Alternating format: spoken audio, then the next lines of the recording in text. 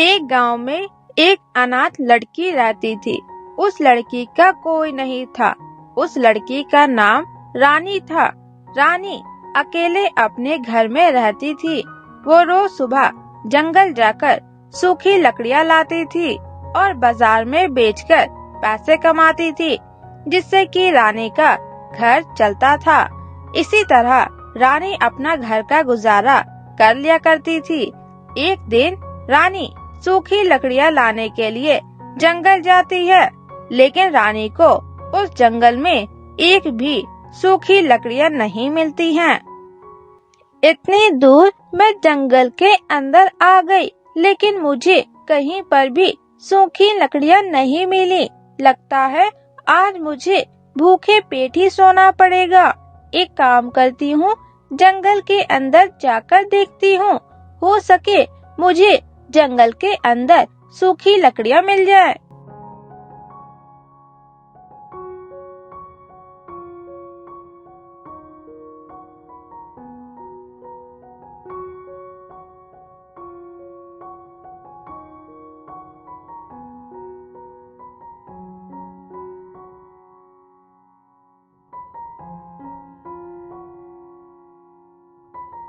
और फिर धीरे धीरे रानी जंगल के और अंदर जाने लगती है, लेकिन कहीं पर भी रानी को सूखी लकड़ियां नहीं मिलती है। रानी इधर उधर देखने लगती है, लेकिन कहीं पर भी सूखी लकड़ियां नहीं होती है। अब रानी जंगल के थोड़े और अंदर जाती है। तभी रानी सामने देखकर चौंक जाती है। रानी अपने सामने देखती है कि एक नीले रंग का आम का पेड़ है। रानी ऐसे पेड़ को देखकर चौंक जाती है। मैंने आम के पेड़ को तो देखा है, लेकिन नीले रंग का आम का पेड़ मैंने आज से पहले कभी नहीं देखा था। मैं ये पहली बार देख रही हूँ। मुझे इतने दूर आकर बहुत तेज भूख लग रही है। क्या मैं इस आम के फल को खा लूं? लेकिन मुझे डर भी लग रहा है, क्योंकि ये नीले रंग का आम है और ऐसे आम मैंने आज से पहले कभी नहीं देखा है। कहीं ये कोई जहरीला फल तो नहीं है? तुम्हें आम खाना है? ये किसकी आवाज थी? कहीं यहाँ कोई भूत तो नहीं? मुझे बहुत डर लग रहा है। नहीं रानी, यहाँ कोई भूत नहीं है। ये मेरी आवाज थी। मैं तुमसे बात कर रही थी। तुम्हें मेरे पेड़ का आम खाना है तो तुम खा सकती हो। मेरे पेड़ का आम कोई साधारण आम नहीं है। मेरे पेड़ के आम को खाने से लोगों के बड़े से बड़े बीमारियां ठीक हो जाती है, गरीब अमीर बन जाते हैं और भी बहुत कुछ है। रानी, तुम मेरे पेड़ का आम खा सकती हो। मेरे पेड़ के आम को खाने से तुम्हें किसी भी तरह का नुकसान नहीं होगा। ये लो, तुम मेरे पेड़ का फल खाओ और फिर बताओ तुम्हें मेरे पेड़ का फल खाकर कैसा लगा। और फिर रानी उस आम के फल को खा लेती है। आम के फल को खाकर रानी को बहुत ही अच्छा लगता है और उसका पेट भी भर जाता है। हाँ, तुम्हारे पेड़ का फल तो बहुत ही मीठा है। मुझे खाने में बहुत ही मजा आया। मेरा पेट भी भर गया। मैंने इतना स्वादिष्ट फल आज से पहले कभी नहीं खाया था। तुम्हारा बहुत बहुत धन्यवाद मुझे इतना स्वादिष्ट फल खिलाने के लिए। मैं रोज तुम्हारे पेड़ के पास आऊंगी ये मीठा फल खाने के लिए। हाँ रानी, तुम यहाँ पर रोज आना। मैं तुमसे बातें करूँगी, मुझे भी अच्छा लगेगा। मैं यहाँ पर अकेले रहती हूँ और मुझसे मिलने यहाँ कोई नहीं आता है, तो मैं भी बोर हो जाती हूँ। तुम यहाँ पर रोज आना। मैं तुमसे बातें करूँगी और तुम मेरे पेड़ का फल खाना। मेरा मन भी लगा रहेगा और तुम्हारा पेट भी भर जाएगा। नीला पेड़, आज से तुम मेरी दोस्त हो। मैं तुमसे मिलने रोज आऊंगी। अभी मैं अपने घर वापस जाती हूँ। कल मैं यहाँ फिर तुमसे मिलने आऊंगी।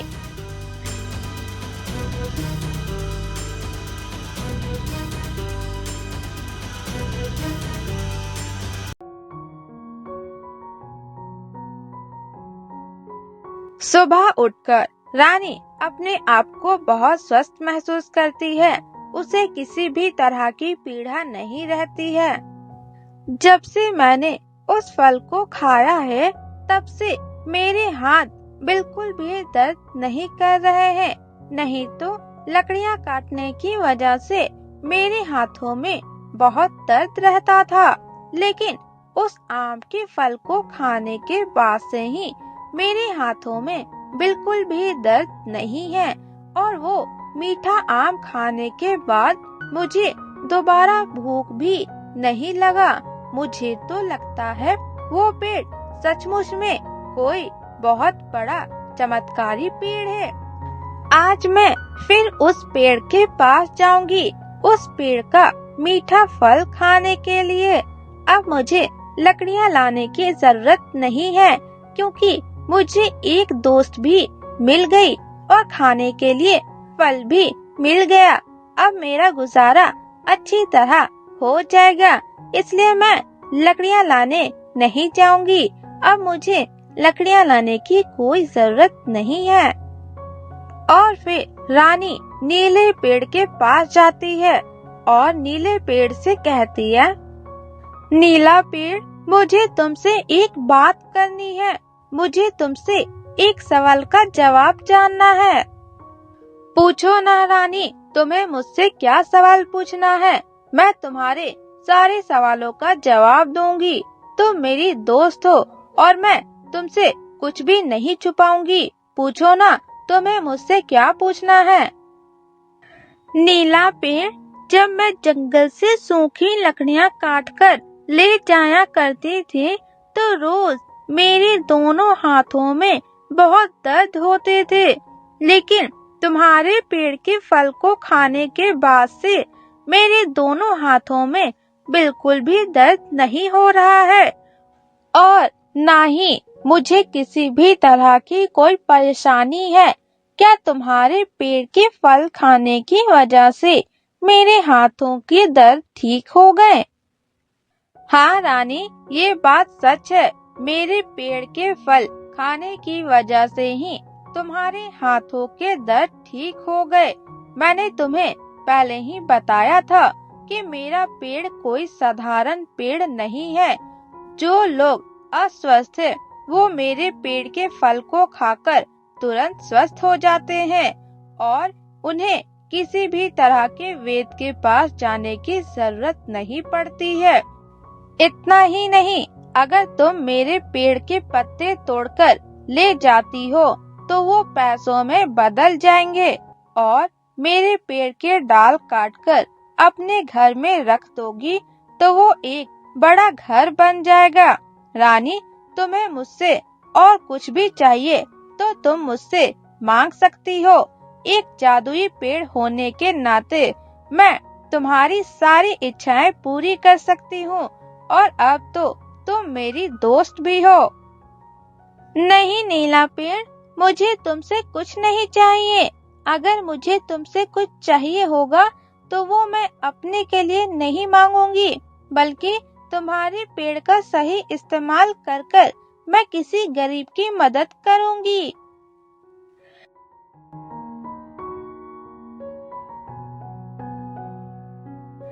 एक दिन रानी की पड़ोसी की तबीयत बहुत ज्यादा खराब होती है। कितना भी वैद्य दिखाने के बाद भी उस पड़ोसी की तबीयत ठीक नहीं होती है। रानी को उस पर बहुत दया आ जाती है और रानी उसे नीले पेड़ का फल खाने को देती है। नीले पेड़ का फल खाते ही वो एकदम ठीक हो जाती है और धीरे धीरे गांव के लोगों को नीले पेड़ के बारे में पता चल जाता है और गांव के लोग नीले पेड़ के सारे फल तोड़कर ले जाते हैं। ये इंसान बहुत लालची होते हैं। इन्हें मेरी चिंता बिल्कुल भी नहीं है। मेरे ऊपर चढ़कर मेरे पेड़ के सारे फल तोड़कर ले गए और मुझे अस्वस्थ कर दिया। मुझसे बिना पूछे मेरे पेड़ पर चढ़ गए और मेरे फल भी तोड़ लिए। मुझे बिल्कुल भी अच्छा नहीं लग रहा है। और मेरी दोस्त रानी मुझसे बहुत दिनों से मिलने नहीं आई है। मुझे उसकी बहुत चिंता हो रही है। पता नहीं रानी ठीक भी है या नहीं। एक दिन रानी दोबारा उस नीले पेड़ से मिलने के लिए जाती है और रानी उस नीले पेड़ को देखकर बहुत ही हैरान हो जाती है, क्योंकि नीला पेड़ बहुत ही उदास रहती है और उसके पेड़ में एक भी फल नहीं होता है। ये सब देखकर रानी को बहुत ही बुरा लगता है और वो नीले पेड़ से कहती है, नीला पेड़, ये तुम्हें क्या हो गया? तुम्हारी हालत ऐसे कैसे हो गई? तुम इतने उदास क्यों हो? और तुम्हारे सारे फल किसने तोड़ लिए? क्या बताऊं रानी तुम्हें, तुम्हारे गांव के लोग बहुत ही लालची हैं। जब उन्हें पता चला कि मेरे फल खाने से उनके स्वास्थ्य ठीक हो सकते हैं, तो गांव के बहुत सारे लोग आकर एक दिन में ही मेरे पेड़ के सारे फल तोड़कर ले गए और मेरी हालत ऐसी हो गई। मुझे माफ कर दो नीला पेड़, ये सब कुछ मेरी वजह से ही हुआ है। तुम्हारे पेड़ के बारे में कोई नहीं जानता था। मेरी वजह से ही गांव के लोगों को तुम्हारे फल के बारे में पता चला। मुझे माफ कर दो नीला पेड़, मेरी वजह से आज तुम्हारी ऐसी हालत है। अच्छा हुआ मैंने किसी को ये नहीं बताया कि तुम्हारे पेड़ के पत्ते तोड़ने से पैसे बन जाते हैं और तुम्हारे पेड़ के डाल तोड़कर ले जाने से बड़े बड़े घर बन जाते हैं। नहीं तो पता नहीं ये लालची लोग तुम्हारे पेड़ के साथ क्या करते। अच्छा हुआ मुझे ये सब कुछ पहले ही पता चल गया। रानी और नीले पेड़ की बातें पीछे से मोहन नाम का एक आदमी सुन लेता है। उस आदमी को नीले पेड़ का राज पता चल जाता है और उसके मन में लालच उत्पन्न हो जाती है। क्या ये एक जादुई पेड़ है? इस पेड़ के पत्ते तोड़ने से पैसे बन जाते हैं और डाल तोड़ने से घर बन जाता है। ये तो मुझे बहुत बड़ा राज पता चला है और ये राज मैं किसी को पता नहीं चलने दूंगा और सारे के सारे पत्ते तोड़कर बहुत सारे पैसे बना लूंगा। फिर मेरे जितना अमीर आदमी इस पूरे गांव में कोई नहीं होगा। बहुत जल्द मैं बहुत बड़ा आदमी बन जाऊंगा। और फिर रानी वहाँ से चली जाती है और मोहन उस पेड़ के पास जाता है। मैं एक बार इस पेड़ के एक पत्ते को तोड़कर देखता हूँ, उस पत्ते से पैसे बनते हैं या नहीं। अगर पैसे बने तो फिर मैं इस पूरे पेड़ को काटकर ले जाऊंगा और एक ही दिन में अमीर बन जाऊंगा। हा हा हा हा हा हा हा हा हा हा हा हा। इतना बोलकर मोहन नीले पेड़ से एक पत्ता तोड़ लेता है। ऐसा करते ही वो पत्ता पैसों में बदल जाता है। ये देखकर मोहन बहुत खुश हो जाता है और मोहन के मन में और भी ज्यादा लालच जाग जाता है। अरे हाँ, ये तो सच हो गया। सच में इस पत्ते से पैसे बन गए। अच्छा, अब मैं एक काम करता हूँ, एक डाल तोड़कर लेकर अपने घर जाता हूँ और अपने घर पर रखकर देखता हूँ मेरा पुराना घर एक नया घर में बदलता है या नहीं। अगर मेरा पुराना घर एक नए घर में बदल जाता है तो कल पक्का मैं इस पूरे पेड़ को काटकर ले जाऊंगा। इतना बोलकर मोहन नीले पेड़ का एक डाल काट लेता है और उसे लेकर अपने घर वापस जाता है।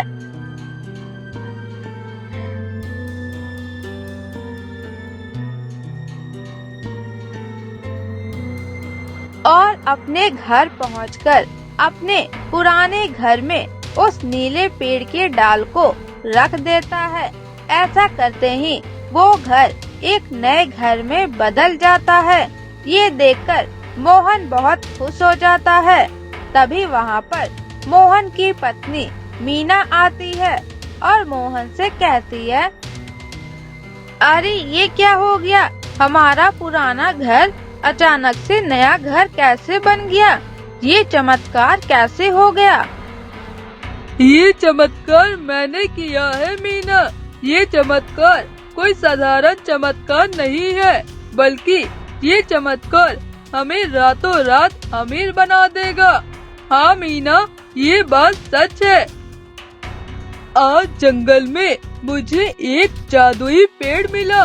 उस जादुई पेड़ के पत्ते तोड़ने से पैसे बन जाते हैं और उस जादुई पेड़ के डाल को किसी भी घर में रख देने से वो घर एक नया घर बन जाता है। इसलिए मैं सोच रहा हूँ मीना, कल जाकर मैं उस पूरे पेड़ को काट लूँगा। फिर तुम देखना, हम रातों रात अमीर बन जाएंगे। रात के समय में रानी को एक सपना आता है।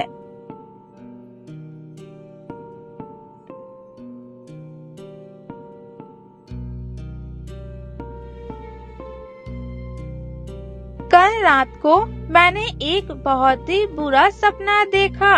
मैंने देखा एक आदमी नीले पेड़ को काट रहा है और उस आदमी को रोकने वाला कोई नहीं है। मुझे शक है कि कोई उस पेड़ को काटने की कोशिश कर रहा है। मुझे अभी इसी वक्त नीले पेड़ के पास जाना चाहिए। और फिर रानी नीले पेड़ को बचाने के लिए अपने घर से निकल जाती है।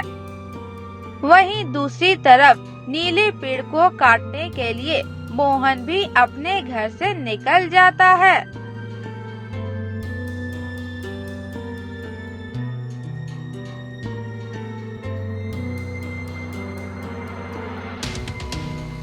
ऐसा मत करो, मुझे मत काटो, मैं भी जीना चाहती हूँ। ऐसा मत करो, मेरी कोई मदद करो, मुझे इस आदमी से कोई बचाओ, मेरी मदद करो। नहीं पेड़, आज तो तुम्हें मुझसे कोई नहीं बचा सकता है। तुम्हारे पेड़ में जादू है।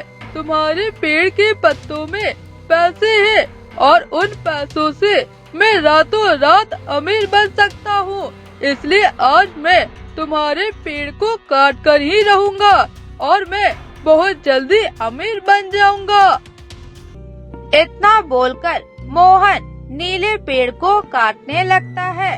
तभी वहाँ पर रानी पहुँच जाती है और अपने साथ खूब सारी मधुमक्खियाँ लेकर आती है। तभी रानी मधुमक्खियों को मोहन के ऊपर छोड़ देती है और वो मधुमक्खियाँ मोहन की मुंह पर जाकर काटने लगती हैं और फिर मोहन अपने आप को बचाते हुए वहाँ से भाग जाता है। तुम्हारा बहुत बहुत धन्यवाद रानी। अगर आज तुम सही समय पर नहीं आती तो पता नहीं क्या हो जाता। आज तुम्हारी वजह से मेरी जान बच गई। तुम्हारा बहुत बहुत धन्यवाद रानी। तुम कौन हो और मेरी दोस्त नीला पेड़ कहाँ गई? रानी, मैं तुम्हारी दोस्त नीला पेड़ ही हूँ। मैं कोई पेड़ नहीं थी, बल्कि एक परी थी। मेरी गलतियों की वजह से मुझे एक साधु ने श्राप दे दिया था और मुझे नीला पेड़ बनाकर इस जंगल में छोड़ दिया था। और फिर उस साधु ने कहा था कि जब कोई आदमी मुझे यहाँ काटने आएगा और उस वक्त अगर किसी ने मुझे बचा लिया, तभी मैं इस नीले पेड़ से मुक्त हो पाऊंगी और अपने पुराने वाले रूप यानी कि परी वाला रूप ले पाऊंगी। और आज तुमने मुझे बचाकर मुझे उस श्राप से मुक्त करा दिया। तुम्हारा बहुत बहुत धन्यवाद रानी। परी, तुम मेरी दोस्त बन चुकी थी, अब तुम चली जाओगी। तो मुझे तुम्हारी बहुत याद आएगी और अब मैं तुम्हारे मीठे फल को भी नहीं खा पाऊंगी। हाँ रानी, ये बात सच है कि अब तुम मेरे पेड़ का मीठा फल नहीं खा पाओगी, लेकिन रानी तुम मेरी दोस्त हो। मैं तुम्हारी दोस्त पहले भी थी और आज भी हूँ और आगे भी रहूंगी। जब भी तुम्हें मेरी जरूरत पड़ेगी मैं तुम्हारे पास आ जाऊंगी। ये लो, ये मेरी तरफ से तुम्हारे लिए एक तोहफा है। इससे तुम एक बहुत अच्छे घर में रहोगी और तुम्हारी जिंदगी भी बहुत अच्छी तरह चलेगी। तुम्हें किसी भी चीज की दिक्कत नहीं होगी।